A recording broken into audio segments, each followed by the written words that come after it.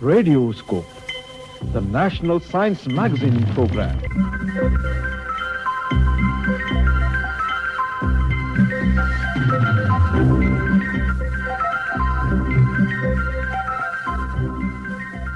Good evening and welcome to the May edition of the National Science Magazine Radioscope. In today's edition of Radioscope, we will cover a wide range of topics, including information about the World Migratory Bird Day, National Technology Day, World No Tobacco Day, and information about the geographical events of May and June. In addition to this, we will also have regular columns where you will get updates on new scientific research and find out which brilliant scientists were born in May. So let's start with the news highlights in the field of national and international science and technology. Hi there, I'm Alroy with the Science News. Researchers from the National Center for Coastal Research, Chennai and Madurai Kamaraj University have issued a crucial recommendation for the Gulf of Mannar, the Biosphere Reserve region, to enforce a total ban on all single-use plastics. Their comprehensive study focused on assessing macro, meso and microplastics along the beaches of Dhanushkodi, Kundukal, Pudumadam and Valangapuri. The results are alarming. Beaches in the area ranged from moderately clean to polluted, with moderate to high plastic abundance noted, corresponding to hazard levels I and a concerning high hazard score. Significantly, the backshore area was found to accumulate the majority of macro litter, with public and fishing activities likely being the primary contamination sources. This growing plastic pollution presents a dire threat to the region's biodiversity and could severely harm beach tourism, which is vital for the local economy. The findings underscore the urgent need to address plastic contamination as detailed in the recent publication in the Elsevier journal, Regional Studies in Marine Sciences. Researchers from the Indian Council of Agricultural Research, or ICAR, have uncovered a promising alternative to soybean meals, winged bean meal, which can significantly enhance the diets of juvenile butter catfish. For optimal growth in intensive culture systems, these fish require protein-rich diets containing about 35 to 40% protein. Findings indicate that winged bean meal can effectively replace up to 50% of soybean meals in these diets. This alternative not only provides a sustainable protein source, but also supports the growth of this commercially valuable species. The study is published in Wiley Aquaculture Nutrition, highlighting its significance in the field. Those were the science news highlights for this edition of Radioscope. Now let's take a moment to remember the remarkable scientists born in the month of May. This month was blessed with an extraordinary group of scientists. Here are a few famous scientists who celebrated their birthday this month. And here's Glendika telling you more. Richard Feynman, a brilliant American theoretical physicist known for his contributions to quantum electrodynamics, particle physics, and quantum computing, who received the 1965 Nobel Prize for Physics, was born on May 11, 1918 in New York City, US. Ronald Ross, a distinguished physician who discovered the mosquito transmission of malaria and the first British Nobel Prize winner in medicine, was born on May 13, 1857 in Almora. Pranav Mistry, a renowned Indian computer scientist and inventor, and currently the head of think tank team and director of research of Samsung Research America, was born on May 14, 1981 in Palanpur, Gujarat. Venkatraman Ramakrishnan, a famous physicist and a molecular biologist who received a 2009 Nobel Prize for Chemistry, was born on May 18, 1952 in Chidambaram, Tamil Nadu. Carl Linnaeus, the father of modern taxonomy, a Swedish botanist, zoologist, and physician who developed the modern system of classifying organisms, including the binomial nomenclature, was born on May 23, 1707 in Rasheld, Sweden. And finally, Sally Ride, an American astronaut and physicist, and the youngest as well as the first American woman in space, was born on May 26, 1951 in Los Angeles, California. These were the famous scientists born in May. Dear listeners, you know that in India, National Technology Day is celebrated on May 11th each year to commemorate the 1998 Pokhran nuclear tests and the nation's technological advancements. This day recognizes the vital contribution of scientists, engineers, and researchers in fields like defense, aerospace, and biotechnology. And when you speak of modern technology, the buzzword in these days is? Yes, you guessed it right. It is artificial intelligence. Joining us in Radioscope is Dr. Murari Tapaswi, retired scientist from the National Institute of Oceanography, Donapal, Goa. He speaks to Alfold Silvera and explains how AI is transforming industries, revolutionizing healthcare, and redefining India's tech landscape.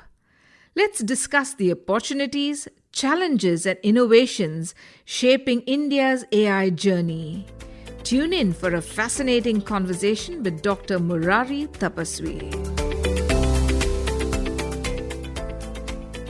Well, if there is one global problem that you could solve using technology, say by 2030, what would it be, and what kind of technology would you suggest? Well, I would give highest priority to evolve technologies that help improve our environment. The world today is on the edge of catastrophic situation. Finding solutions for global warming and climate change should be our utmost priority.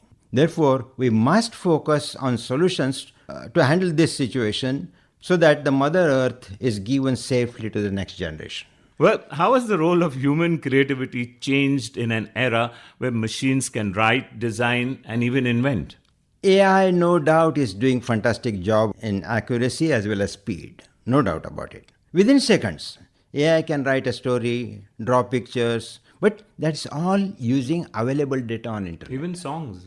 Even songs. You can get one. Yes, even songs. But then what is important to understand is that it will use only what the data is available on internet. Right. It won't do anything on its own. It doesn't have originality in thinking. One should be sure that people with creative minds, innovative abilities have no risk of losing jobs. There is one more dimension to this. A human being has different ways to express. When we speak with each other, we not only listen to the words, but we also correlate the words with facial expressions, body language, and so on, and make sense of what a person is saying. Okay, the AI tool will only talk or write from the data that already exists. It can't convey feelings. Absolutely. Last year, the government introduced Surya Ghar Yojana, which really attracted many Indian houses. And that has 53% increase in 2024 over the last year. This is the way I think that we should be able to achieve the targets as such. We Indians are lucky to have renewable energy sources like solar and wind, and we must harness those. I 100% agree with you. One more technology I would like to speak on this day is, which is very common for everyone, is the Unified Payments Interface. UPI. UPI. Yes. Okay. It revolutionized digital payments in India, empowering millions to participate in the formal financial system. Today, estimates indicate that nearly 7,000 transactions take place per second. There are stories that beggars in large cities are sitting with QR code plate to accept alms using UPI. They are called digital beggars today. So where is this going to take? Why not? Absolutely. Since the last time I asked you this question, over 10 lakh transactions have taken place on UPI. So moving on, do you think space exploration or terrestrial technology deserves more focus in the next 5 years? And if so, why? Well, the space exploration does have great opportunities because we all, again, on the user side, we have been watching our TVs, we use our mobiles, and then we get the messages from the satellites that are in the skies and all that. So it is something that even if we don't know what technology is being used, we are using that knowingly or unknowingly. Correct. But then I would again come back to the renewable energy. That really deserves more focus. Absolutely. Satish Nayak, a member of the Goa Amateur Astronomical Observatory, is with us to give us information about the key celestial events happening in May and June that are essential for your awareness. Hello friends, astronomy and sky observation is indeed a very beautiful hobby, and whenever you get a chance to look at the clear and beautiful skies, don't miss it. Now to start with, the month of May and the last part of May is pre-monsoon season in most parts of India, mostly South India. So the skies are always overcast and there is no much scope for sky observation. But June kicks in with a lot of interesting phenomena which should not be missed. Let's start with the planets in the month of June. The king of the planets, Jupiter and Mars, will be resplendently visible in the whole month of June, and by the end of June we are in for the annual setting of our king of planets, Jupiter. You saw Jupiter bright and yellow blazing in the skies right from the end of 2024, and it ruled the skies all throughout the winter and the onset of the summer. Mars, the beautiful red planet, is overhead the whole month like a bright red dot and can be easily sighted in the beautiful constellation Gemini. Watch out for the twins, the stars Castor and Pollux, the beautiful yellowish and bluish stars forming the twins of the Mithun Rashi, and Mangal or Mars will be clearly visible throughout the month of June. Now let's have a brief roundup of all the June phenomena, subject to clear skies of course. On the 6th of June, there is a very important phenomena which occurs in the sky, but in the daytime, not visible to the naked eyes, but it still occurs, and it is of great importance to people of the coastal regions of Western India. On the 6th of June, the sun has its closest annual approach to the star of Orion, the head of Orion the hunter, the constellation we call Mirig or Mriga Rashi. And the sun comes very close in conjunction to the head of the Orion, the Mrigashira Nakshatra or the Meza stars. And for the western coast of India, this event is extremely special as the closest approach of the sun to Orion heralds the beginning of the monsoon in the coastal regions of southern India.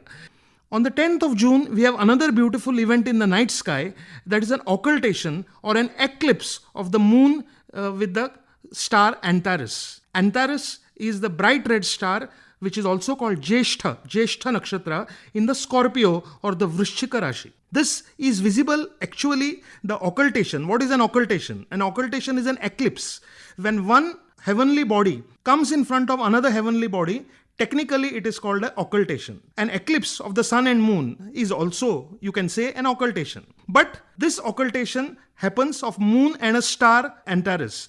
But unfortunately for us in India, this is visible only in the southern hemisphere from Australia to Indonesia. But for us, this phenomena will appear as a conjunction or a yuti, which is the closest approach. How do you watch it? On the 10th of June, in the evening, after 8 p.m., look up into the sky and you will see a beautiful moon, and very close to the moon you will see a bright blazing red star, that is Antares or Jeshtha, and you can observe the conjunction of these two objects on the 10th of June. Proceeding further, we have reached to the 21st of June, which is the most famous day in the northern hemisphere. In the calendar of the northern hemisphere, it is the summer solstice. The summer solstice is the day on which the sun is at the highest point in the sky for the northern hemisphere. Hence, 21st June is the longest day for us, the shortest night for us, and also technically the hottest day for the northern hemisphere. the sun comes overhead exactly in the afternoon, in the local noon, you can say, on the Tropic of Cancer on this day. And the Tropic of Cancer in India passes through the famous and holy city of Ujjain in Madhya Pradesh. There on the Karkaresha or the Tropic of Cancer line, if you do an observation at exactly 12:28 p.m. on the 21st of June, you will suddenly observe disappearance of all shadows. Yes, it is the no shadow day for the summer solstice happening at the Tropic of Cancer. If you are in on around Ujjain on 21st of June, do not miss this beautiful phenomenon. Last and the most spectacular for the month, let's go to the 29th of June, where we have a spectacular conjunction or grouping together or coming close of two heavenly bodies, Moon and Mars. The waxing crescent moon is just 1.5 degrees away. That is very close to the red planet Mars on the night of 29th of June. So how to see it? After 8 p.m., just look upwards, look towards the moon, and you will see a bright red spot, planet Mars, very close to it. And very close to this Yuti or conjunction, do not forget to look at a very bright and beautiful star, that is the brightest star of the constellation Leo, which is Regulus or the Magha Nakshatra in the Simha Rashi. So guys, this was the roundup for the beautiful astronomical phenomena for the month of June. Thank you and happy sky gazing. Thank you very much, Satish Nayak from the Goa Amateur Astronomical Observatory. Listeners, migratory birds are a true wonder of nature. They travel thousands of miles each year, crossing continents and oceans to reach their breeding, feeding, and wintering grounds. Their journey is often driven by changes in food availability, weather, and daylight. These migratory birds have an incredible innate navigation system using celestial cues, magnetic fields, and even visual landmarks to guide their way. Migratory birds play a vital role in ecosystems, pollinating plants, dispersing seeds, and controlling insect populations. They also bring joy and inspiration to people worldwide with their beautiful songs, vibrant plumage, and remarkable stories of endurance. Let's appreciate and protect these amazing creatures and their habitats. On occasion of the World Migratory Bird Day that was celebrated on 10th May, we have Dr. Pronoy Baidya, an avid bird watcher and a renowned bird migration expert here in Goa. Talking to him is Damien Carvalho. Doctor, this year's theme for World Migratory Bird Day is creating bird-friendly cities and communities.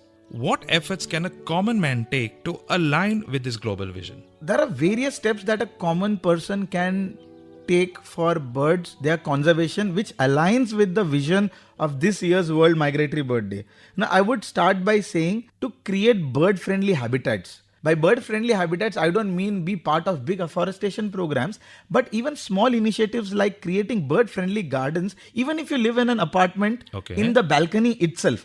For example, you could plant species like the coromandel violet, a very small herbaceous plant which gives beautiful violet color flowers, which has a lot of nectar, which is a very good resource for sunbirds that are resident to our state. For example, we have the endemic Vigor's sunbird, which is found in good numbers in Goa, and it's endemic to the Western Ghats. This bird is attracted to this flower as a resource for itself. So you can do that. Number 2 is have bird baths. Bird baths are basically small terracotta pots or plates Tubs in which of water. Just water. Keep it, and birds will come there to quench their thirst. Have a small bath. If possible, if there is scope, then try and be part of some afforestation programs wherever it is possible.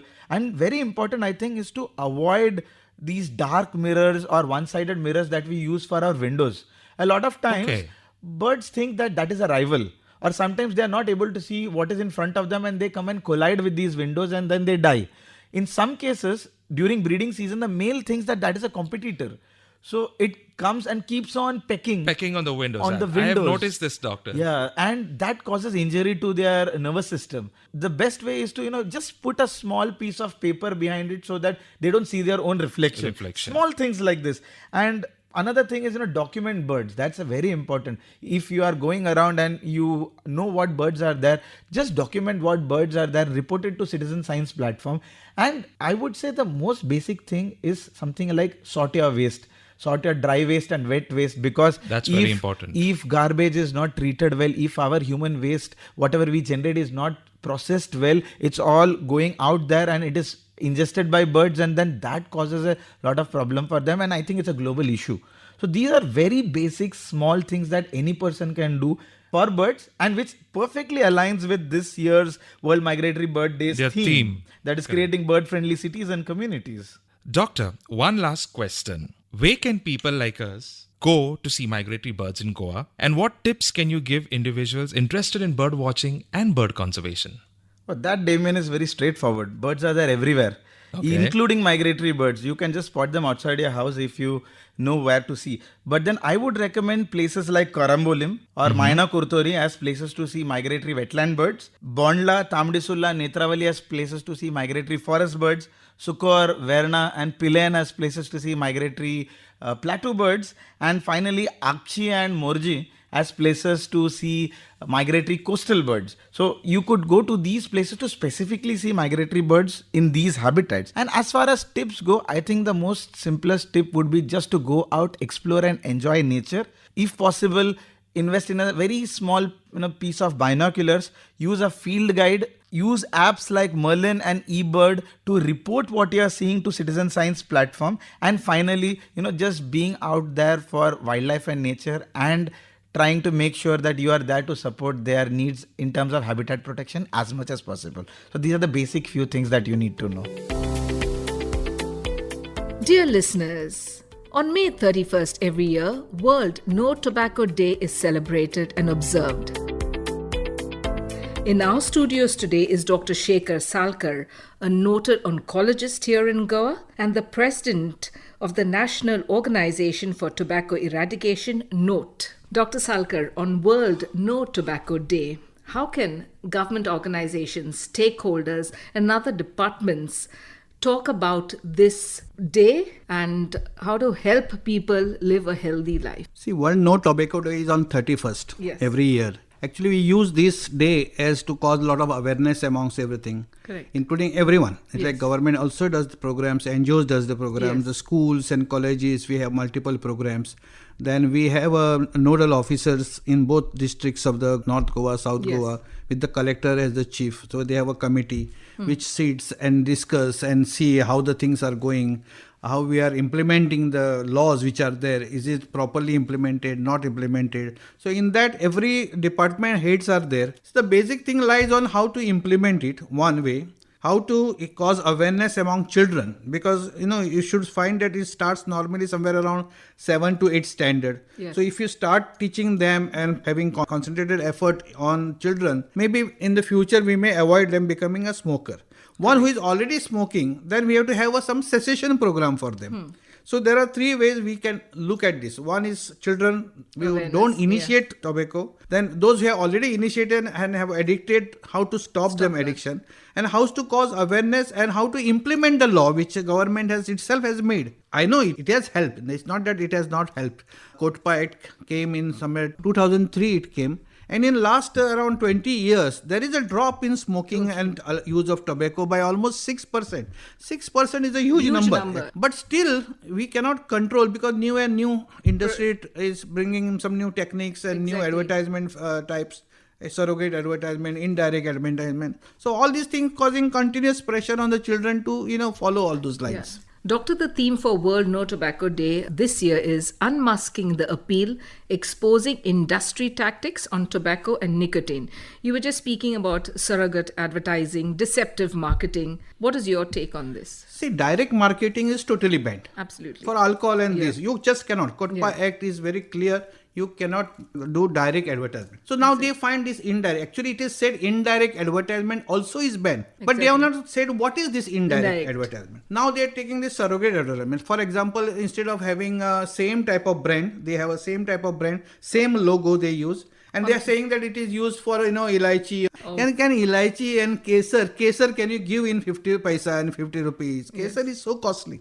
But this is like a, surrogate advertisement because they want to show their brand again and again and the same. Because nobody starts smoking or using tobacco after 30s and all.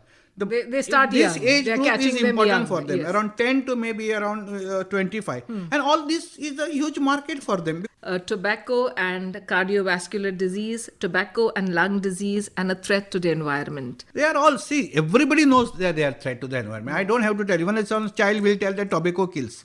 Tobacco related cancers are around 40-45% all over in India, especially in North. It's a huge number. So if you have 100 patients of total cancer, after when 30 to 40 will be only of oral cavity and the lungs and other things, which is due to our tobacco. In Goa, we have very controlled tobacco smoking. We have less than 10%. So our oral cavity cancers are also less than 20%. Okay. So we have dropped around 20% cancers by just controlling tobacco. And have you also come across many cases of non-smokers? That also is there. That is a part. That's all part. There are some people will say, I am not smoking, I am not drinking, I am not done anything. Still, why I am getting cancer? That query will always remain. Yes. Which is around if tobacco causes around 60% of the cancer of the lung cancer, 40% are without. And they are ladies. Yes. Maybe they are passive smokers because their husband smokes. Yes. They are not actually smoking. Or they are working in very chulla billa, environment is not free. So those may be the cause of that. Some causes in cancer we don't know.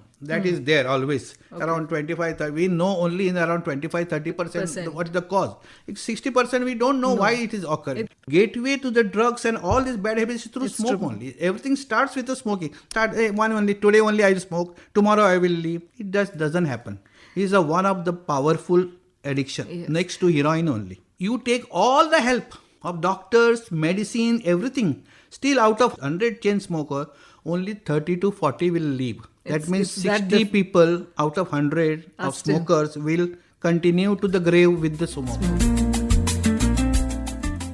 That was an interview with Dr. Shekhar Salkar, noted oncologist and also associated with the National Organization for Tobacco Eradication, NOTE, on World No Tobacco Day. The science fraternity in particular and the nation mourns the demise of two of its most illustrious scientists. Eminent astrophysicist, science communicator and Padma Vibhushan awardee Dr. Jayant Vishnu Narlikar passed away in Pune on Tuesday, May the 20th. A towering figure in Indian science, Dr. Narlikar was widely known for his pioneering contributions to cosmology, his efforts to popularize science and for setting up premier research institutions in the country. Dr. Narlikar was awarded Padma Bhushan in 1965 at the young age of 26, and in 2004 he was awarded Padma Vibhushan. On the same day, that is on 20th of May, M.R. Srinivasan, the former chairman of the Atomic Energy Commission and secretary of the Department of Atomic Energy, passed away in Udagamandalam. He was 95 years old.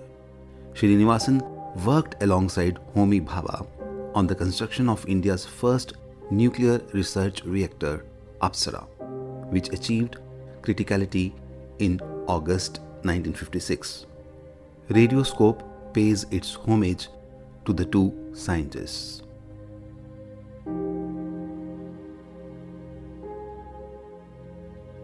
The journey through the May edition of the national science magazine Radioscope draws its curtains here. Script: Dr. Shubhrata Mishra. Narration: Oreena Vaz. Production assistants: Dr. Saish Deshpande. Producer: Damodar Athalekar. This was a presentation of Akashvani Panaji. Radioscope, the national science magazine program.